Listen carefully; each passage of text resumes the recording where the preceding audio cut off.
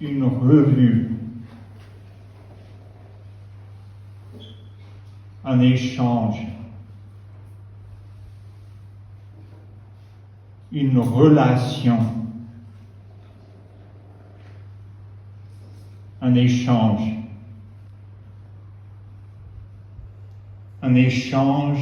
artistique, une relation, un échange épistolaire, un échange, une revue, un échange. Il y a des échanges qui sont bien et puis il y en a d'autres qui ne sont pas si bien que ça.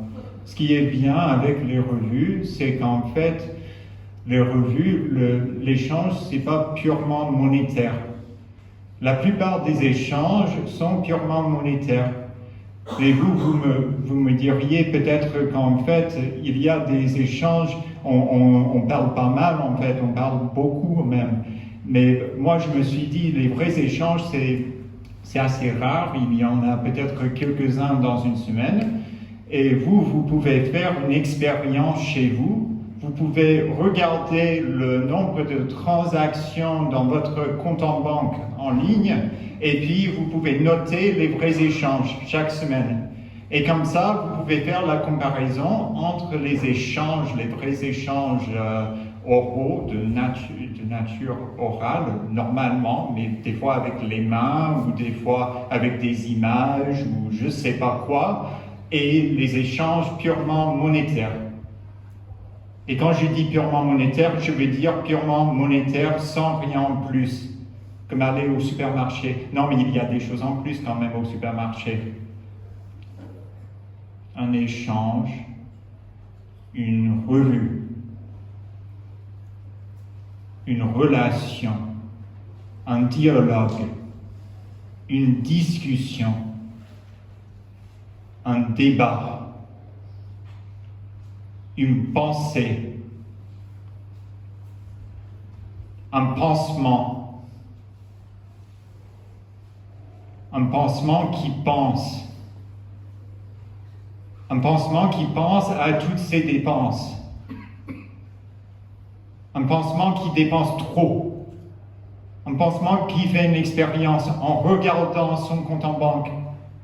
Récemment, je me suis dit que je parle trop de Dieu dans mes performances, alors maintenant j'ai commencé à parler trop d'argent et c'est un peu problématique parce qu'en fait, les gens ils parlent d'argent tout le temps, aux impôts par exemple, la plupart des médias ça parle d'argent. Donc je me suis dit que c'est plus original de parler de Dieu, mais je vais pas le faire. Et l'argent, le lien entre les deux, c'est qu'en fait Dieu, il est pas gentil, donc le Dieu qu'on connaît, il est pas gentil, pas très fréquentable, voilà, un peu superficiel, pas très personnel.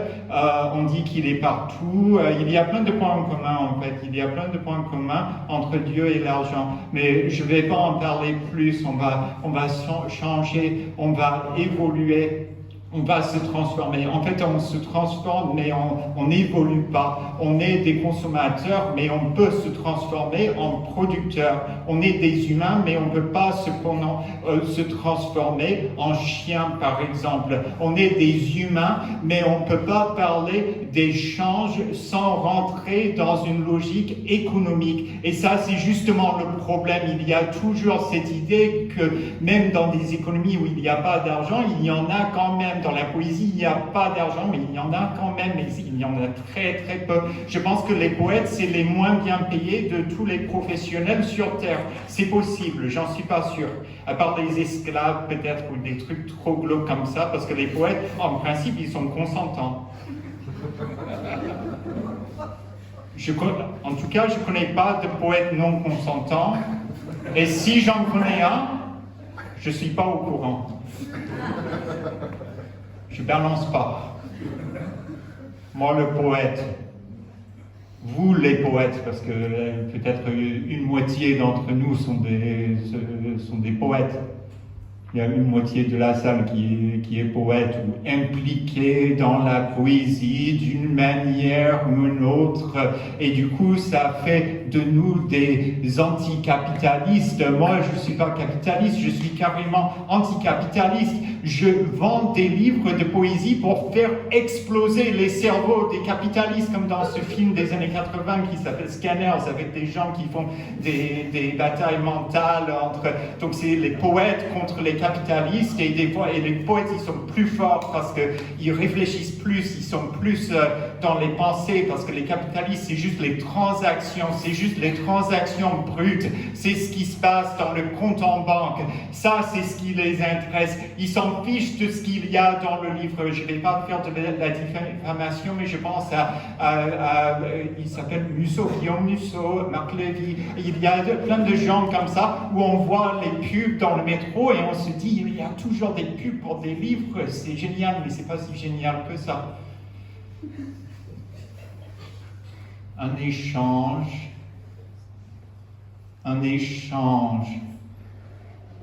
Si je répète le mot échange, c'est pas un vrai échange. Si je dis juste échange et quelqu'un me dit échange, c'est pas un vrai échange.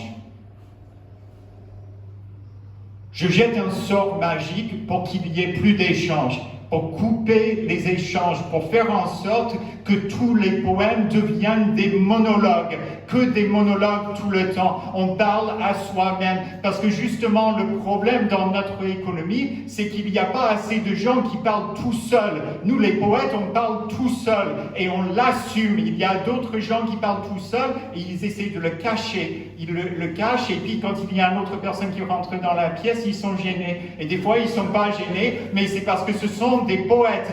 Et du coup, en fait, les gens, ils disent que c'est mauvais de s'écouter parler, mais c'est ce qu'on fait, nous les poètes. On s'écoute parler tout le temps, et c'est une démarche esthétique, on n'est pas autocentré. Il y en a qui sont autocentrés, mais bon, c'est juste pour dire qu'on est dans la méditation, mais pas une méditation New Age ou quelque chose comme ça, on est juste dans la méditation sur ce qui est la poésie, parce que depuis que j'ai arrêté de parler de Dieu, je parle de la poésie, parce que c'est très vague, presque métaphysique. Quand on parle de la poésie aujourd'hui, on ne sait pas trop de quoi on parle. Si, un peu. On peut dire qu'on a quelques notions en poésie. Il y a des choses qui se font en poésie qui ne se font pas ailleurs. Et il y a des choses qui se font ailleurs qui ne se font pas en poésie. Par exemple, la spéculation boursière. Ça ne se fait pas en poésie. Et s'il y a des gens qui font ça, c'est vraiment intéressant et j'aimerais bien avoir leur coordonnées. Peut-être pas. Que ça ressemble un peu au marché d'art contemporain, et du coup ça c'est un peu bizarre quand même. On ne va pas aller si loin que ça dans nos délires de poètes, on ne va pas dire qu'on commence à publier un livre, on fait des livres à un exemplaire, et puis on dit que ça va coûter hyper cher parce qu'il n'y a qu'un exemplaire, et je l'ai écrit moi-même avec ma main, et je suis gaucher, il y a les taches de ma main gauche dessus, et les gens ils peuvent dire « Ah, lui, il a fait lui-même, il n'y en a qu'un exemplaire » et on va faire plein de reproductions, comme ce qu'on fait nous les humains. On reproduit, on ne produit pas, mais on reproduit. Et il y a des poètes qui sont dans la reproduction aussi, mais pas ce genre de reproduction-là. Je parle de la reproduction de la poésie, la reproduction des idées. Il y a des idées qui se transmettent depuis très longtemps. Il y a des gens aujourd'hui qui pensent que la poésie c'est un truc du 19e siècle, et ils ont un peu raison s'ils font confiance à ce qu'ils ont appris à l'école, parce qu'à l'école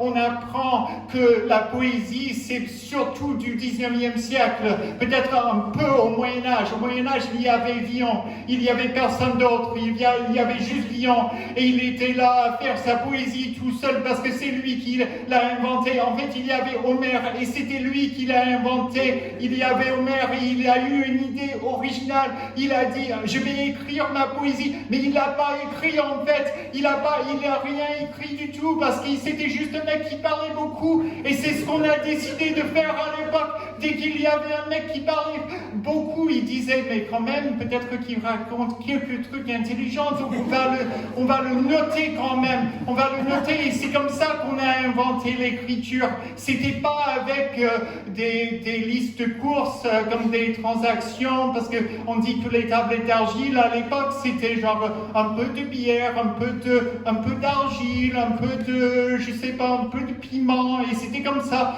les premiers poèmes. Mais en fait, à la base, c'était parce que les gens, ils parlaient trop et on pouvait pas tout retenir. Donc, il fallait passer par l'écriture. Et on dit aujourd'hui que la poésie, c'est un truc d'écrivain. Les poètes, ils savent bien écrire. Mais c'est possible d'être poète et de faire de bonnes choses sans savoir écrire correctement. Il n'y en a pas trop qui le font, mais ça passe. À mon avis, ça passe. S'il y a plein d'orthographes, ça passe. Ça va peut-être m'énerver. Mais ça va plus ou moins. S'il y a trop de fautes d'orthographe, c'est difficile à lire quand même. Donc moi, je parlais juste des trous dans le texte, des lacunes, des échanges. Il y a des échanges qui s'effacent dans le texte. Il y a des choses qui ne sont pas enregistrées. Il y a des choses qui ne seront pas retenues, comme toute notre civilisation. D'ailleurs, ça va s'effondrer, et puis nous, on va nous oublier, et puis nos écritures, ça va se transformer en peinture rupestre ou quelque chose comme ça, et les gens, ils vont rien comprendre, ils vont dire qu'ils faisaient de la peinture abstraite avec toutes ces lettres, et on va passer à un monde post-littré, je pense que c'est ça le terme, non mais j'ai oublié, c'est pas ça, c'est des trous de mémoire, je parle des trous, ça c'était un trou de mémoire, je parle des trous, je parle de la colonisation, je parle du colon, le colon, c'est un trou à la base, c'est juste un trou, c'est un trou qui sort de l'autre côté, c'est le seul trou de l'autre côté, c'est le seul trou dans le dos, c'est le seul trou qui parle dans notre dos, c'est le trou qui parle en langue de prout, c'est le prout qui colonise notre esprit avec notre consommation de masse, parce que ça, c'est ce qui s'affiche pas sur le compte en banque, c'est le fait qu'il y a toute cette consommation, mais il y a des trucs qui sortent de l'autre côté, par derrière, il y a toute cette merde, et on le cache, et on cache notre merde, et les poètes, ils cachent leur merde aussi, ils écrivent beaucoup, ils répètent beaucoup, mais c'est pour cacher de la merde, c'est pour vérifier là où il y a de la merde, et pour l'évacuer, et ça c'est un peu une logique de capitaliste, ou une logique de Dieu, ou une logique de moraliste, ou une logique de... C'est une logique de trou, c'est une logique, on met les trucs dans le trou, il y a des trous noirs, et puis il y a les trous blancs, et les trous blancs sont les plus troublants, les trous blancs sont des colons, les colons sont des trous blancs, on est troublé par les colons, parce que c'est la langue qui nous colonise l'esprit, parce que c'est l'écriture qui colonise l'esprit, c'est parce que j'ai pas choisi de parler ma langue maternelle, et vous non plus, et si vous parlez pas à partir d'un certain âge, vous n'avez pas le langage, donc ça c'est c'est la manière qu'a la nature de nous menacer, de dire que vous allez devenir des enfants loups si vous vous conformez pas, si vous vous dites qu'il n'y a pas d'échange, vous allez être un enfant loup, et les enfants loups ils sont quand même très gentils, je pense, ils sont plus gentils que les autres enfants, ils sont pas dans ces trucs de harcèlement et tout ça, ils sont gentils, ils savent même pas insulter les gens, les enfants loups c'est très bien, et si on pourrait redevenir des enfants loups, peut-être qu'on pourrait sauver notre civilisation de merde, ça serait très bien, comme ça il n'y a plus d'échanges, plus de relations, plus de silence,